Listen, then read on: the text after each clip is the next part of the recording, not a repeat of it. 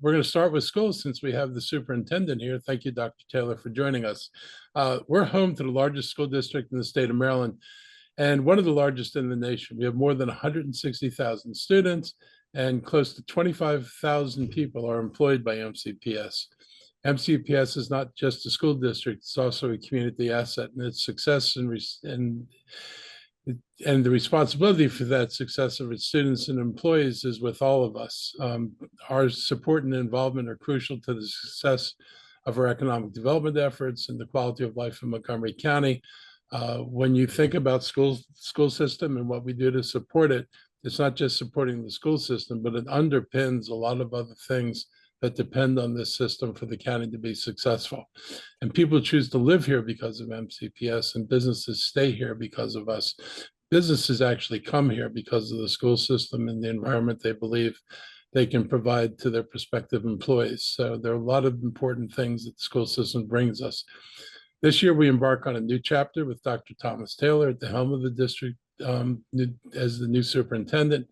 And his vision for MCPS is quality of education, academic rigor, and commitment to inclusion is clear and inspiring, as well as to the safety of students. I mean, I was with him last night, I think, and it was in all of you might have made the point that number one job is making sure everybody feels safe. And I think you kind of hit the nail on the head. If people don't feel safe, it's hard to be focused on all the other things that happen in school. So I want to thank you publicly for bringing that up last night.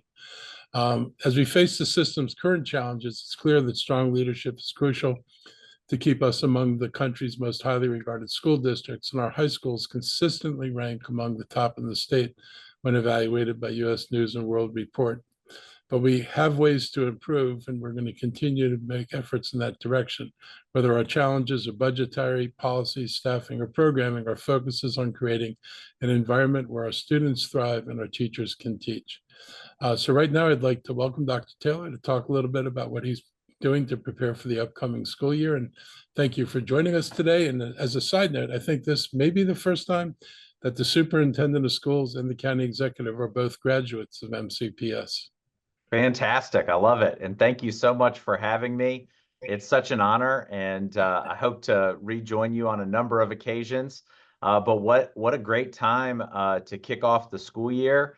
Love National Night Out that you referred to about some of our meetings last night, because in a lot of ways, this is an unofficial kickoff to the school year and a great opportunity to bring community members together and to talk about how we can be a safer community and stay connected.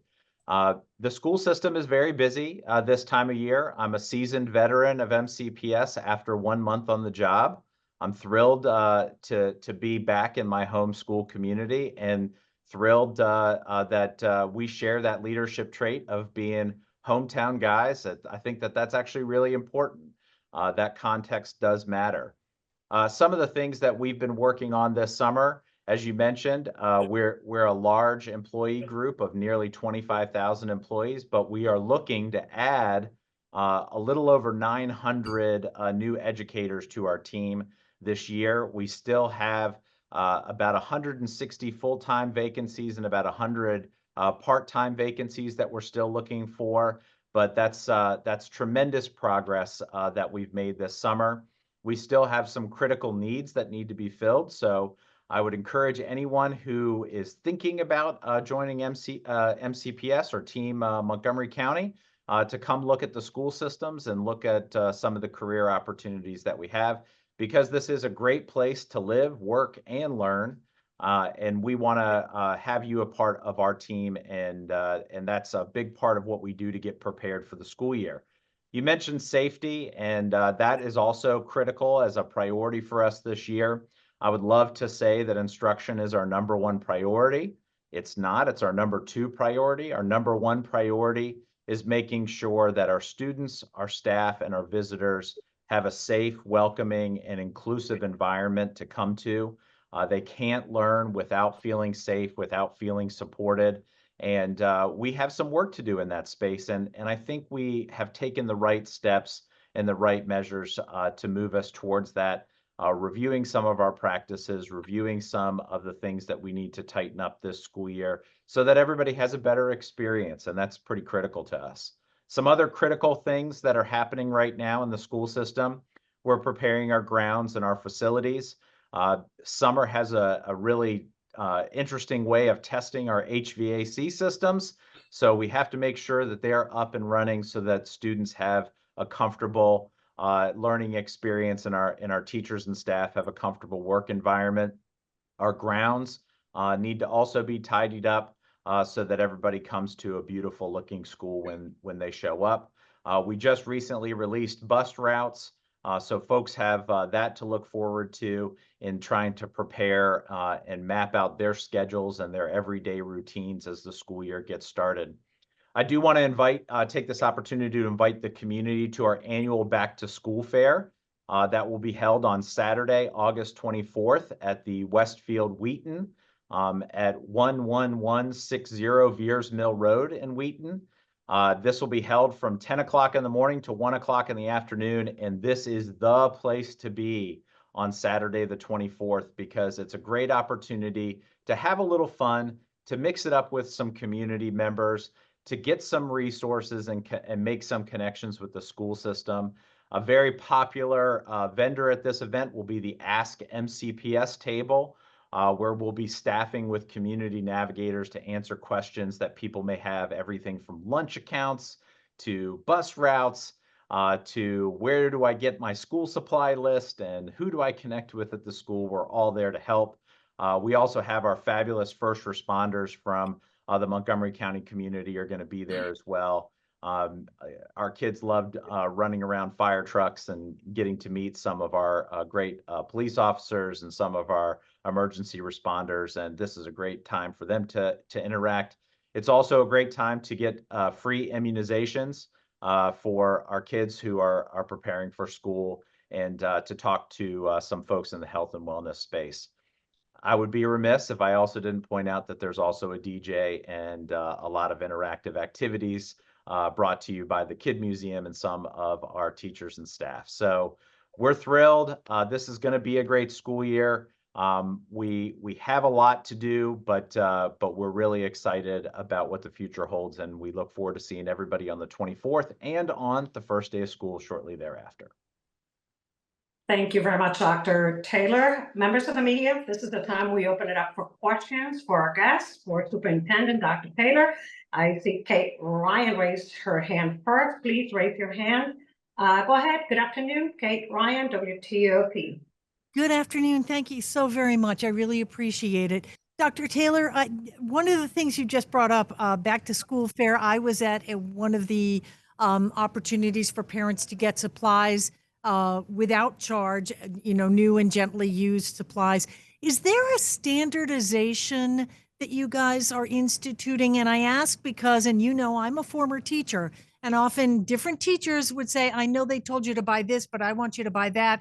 And I'd have parents come to me and say, you've got to be kidding me. How many supplies do I have to buy? What guidance can you give parents on their back to school purchases? We've got the tax-free week coming up as well. That's absolutely right. And what a great time to go shopping for school supplies and take advantage of that offering in Maryland. Off the top of my head, I don't know what the specific standardizations are, although I know that there have been a lot of efforts to reduce that expectation of a specific this or a specific that. We want to provide equity of access for our kids and families. And just know that our students, when they come to school, that they'll have access to the materials that they need if they're not able to find them out in the community. And that I know that we're trying to remove a lot of that specificity that can sometimes be a barrier for our families. So thank you for asking that, Kate. That's an important thing to illuminate. Appreciate it. Real quick follow-up, if I could, on school safety. Is there something that's going to be different this year? And I know, again, you're just coming into this job, but you do have the former police chief is now head of security for the school system. And there were a lot of concerns last year about kids not feeling safe in their own spaces. Yeah, and I think it's important to note that there are lots of different dimensions to safety. It's not just our physical safety, but it's environmental safety, the mental health needs of our students. And so looking at safety through a multi-dimensional lens, and it's not just our students too, and it's making sure that our staff also feel safe and our visitors when they come to campus also feel safe.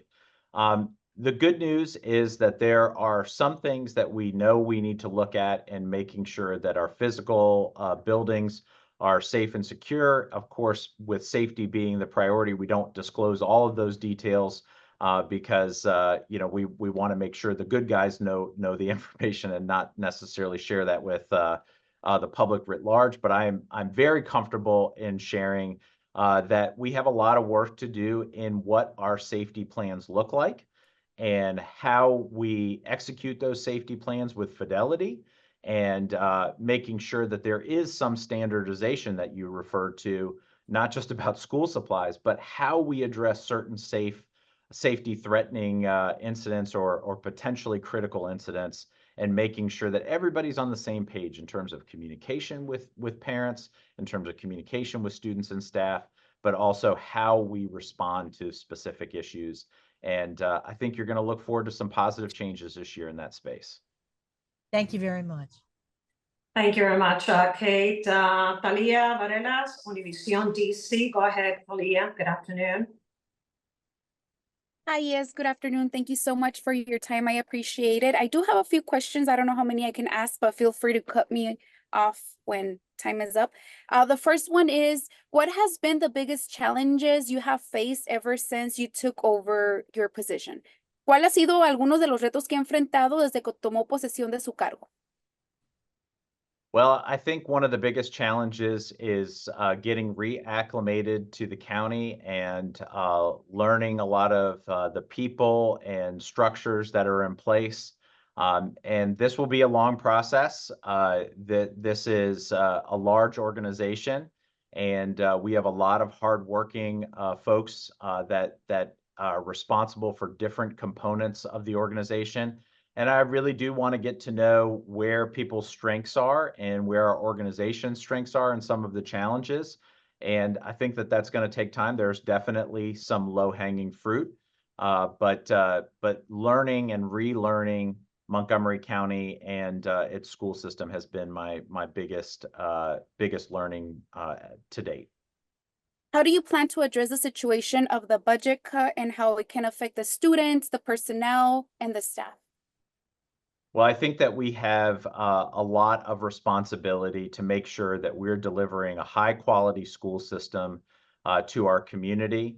One of the things that I love about MCPS and Montgomery County, and something that hasn't changed since I was a child, is that Montgomery County has high expectations for MCPS.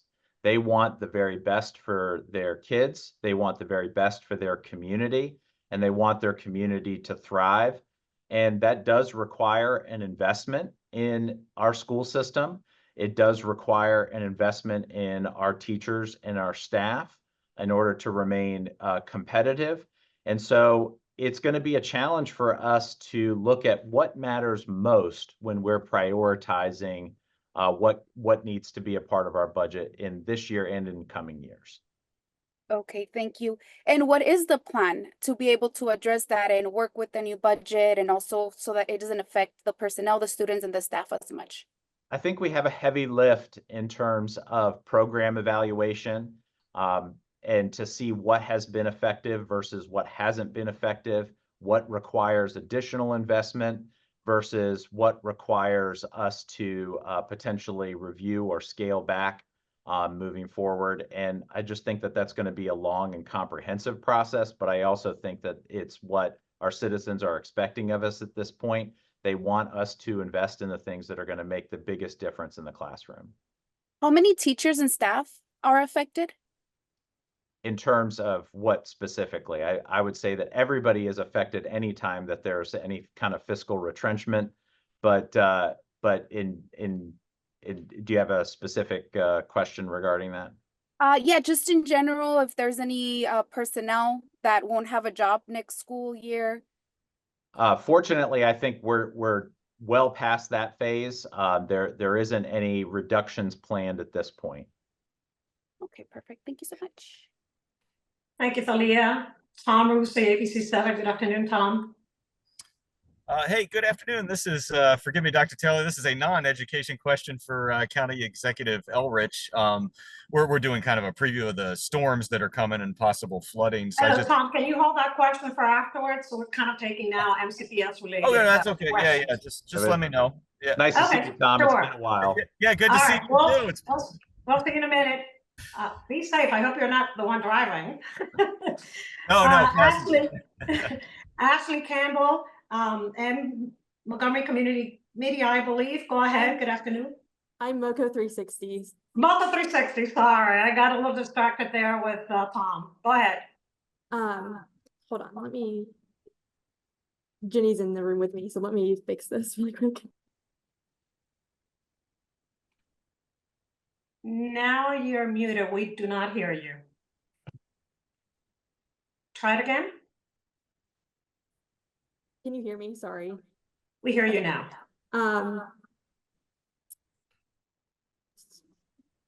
Okay, sorry, figuring this out. So you mentioned you had 900 adding 900 new educators, and then about 200 vacancies still. So is that about, you guys have added already about 640 positions? Yes, just a little bit more than that, but yes, and we're a little ahead of where we have been in the last couple of years in terms of recruiting.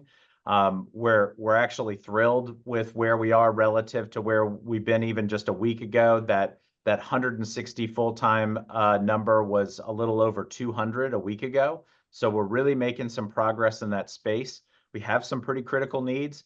39 of those positions are special education positions, and these are areas that definitely need support and are a target area for us.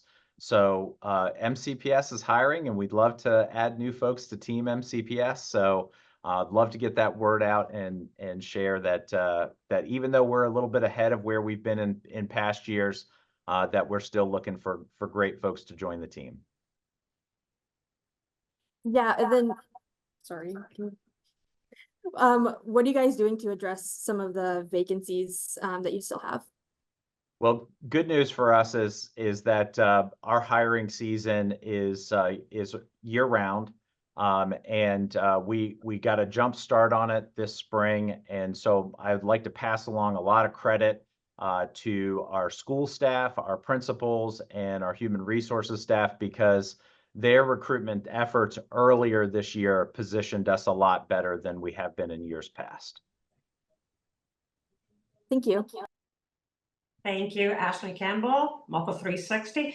Members of the media, any more questions for the superintendent at this time? No more questions related to MCPS, Montgomery County Public Schools? Guess not. Going once, going twice. Well, Lorna, I just want to thank you, and I'd like to thank Mr. County Executive for your time today, and thank you for the kind invitation to join you, and look forward to seeing you on the first day of school and beforehand. Thank you very much for joining us. We know you need to step out, and if we don't have any more questions, Mr. County Executive, do you want to say goodbye to the superintendent? I want to say goodbye, but I also want to remind him, but also the audience, we've made trying to fund the schools a priority. And I've gone out on a limb a couple of times trying to get more money into the school system. If you look at where we are compared to where we were about 12 years ago, we're spending about 80% per pupil. And when you think that that translates into a lot of staff and the hours that staff have, particularly, for example, aides in the classroom, it has real impacts on the classroom. So my interest in trying to deal with this issue extends to both the operations of classrooms, but also school construction, where we've not had the resources to deal with it. So I'm going to continue to be committed to having discussions about what we need to do to provide them the resources. We hear a lot of critics out there about the issues MCPS has. I like to remind people that in the so-called happy days, they were happier because the county put a lot greater investment into the school system and into our children. And I think we have to revisit how we approach this. I think accountability is important. The superintendent, I've had conversations about that, and I think we can do a lot better job on accountability. But we also need to be accountable as elected officials to make sure that we don't punish the school system because we're upset with some of the things that happen. Because at the end of the day, punishing the school system is punishing the kids. And we need to think about that when we take our postures on this. I think it's important also, we're going into the new school year. Parents need to get the kids vaccinated, make sure they're up to date. You actually won't be able to go to school. The kids won't be able to go to school at some point if they're not vaccinated. So it's critical. The county will play a role in this. We take appointments, but walk-ins are available at our 4 locations in the county: the Dennis Avenue Health Center in Silver Spring, the Germantown Health Center, the Silver Spring Health Center, and the school health center and immunization center in Rockville. And vaccinations for school-age children are free throughout the county. So if you need to get the range of vaccines, be sure you get them, and know that if money's an issue, our system is free. We just want you to make sure you're vaccinated, and your kid, not only when they go back to school, you get to stay in school and not be told they have to go home because they don't have the vaccination. So that's really important. And as the superintendent pointed out, there's an event this Saturday at Westfield Mall, and all MCPS families are encouraged to attend. There's lots of information there. And I want to thank Dr. Taylor for joining, and I look forward to working with him and his leadership team, as well as the Board of Education and MCEA through the upcoming year. And I'd be remiss, MCEA and SEIU, who provide the staffing for our schools. So thank you very much for being here. I look forward to talking to you.